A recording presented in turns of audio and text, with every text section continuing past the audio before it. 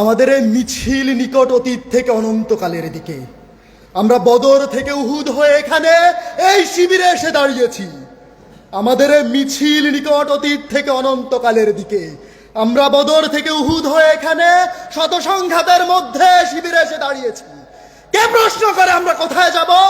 আমরা তো বলেছি আমাদের এই যাত্রা অনন্তকালের। উদয় অস্তের ক্লান্তি আমাদের কোনোদিন বিহব্বল করতে পারেনি। আমাদের দেহ ক্ষত বিক্ষত, আমাদের রক্তে সবুজ হয়ে উঠেছিল মুতার প্রান্তর। এই পৃথিবীতে যত গোলাপ ফুল ফোটে তার লাল বর্ণ আমাদের রক্ত, তার সুগন্ধ আমাদের নিঃশ্বাস বায়ু। আমাদের হাতে একটি মাত্র গ্রন্থ আল কোরআন। এই পবিত্র গ্রন্থ কোনো দিন কোনো অবস্থায় কোনো তাওহীদবাদীকে থামতে দেয়নি। আমরা কি করে থামি? আমাদের গন্তব্য তো এক সোনার তরণের দিকে, যাই ভূপৃষ্ঠে নেই।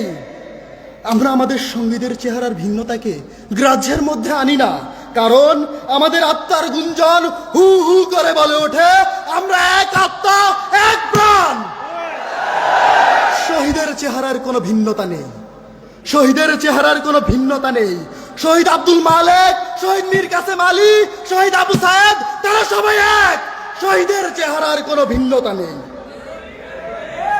আমরা তো মায়ের উদর থেকে এই পৃথিবীতে পা রেখেছি শহীদ হওয়ার জন্য।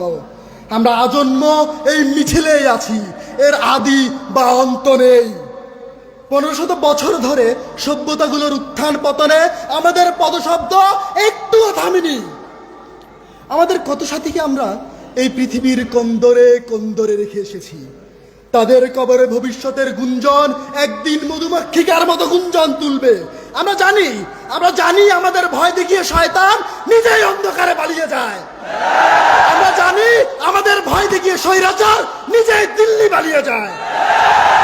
আমাদের মিছিল ভয় ও ধ্বংসের মধ্যে বিশ্রাম নেয়নি, নেবে না। আমাদের পতাকায় কালেমা তাইয়্যেবা, আমাদের পতাকায় কালেমা তাইয়্যেবা। এই বাণী কোনদিন কাউকে থামতে দেয়নি, আমরাও থামবো না। এই বাণী কোনদিন কাউকে থামতে দেয়নি, আমরাও থামবো না, আমরাও থামবো না। ধন্যবাদ।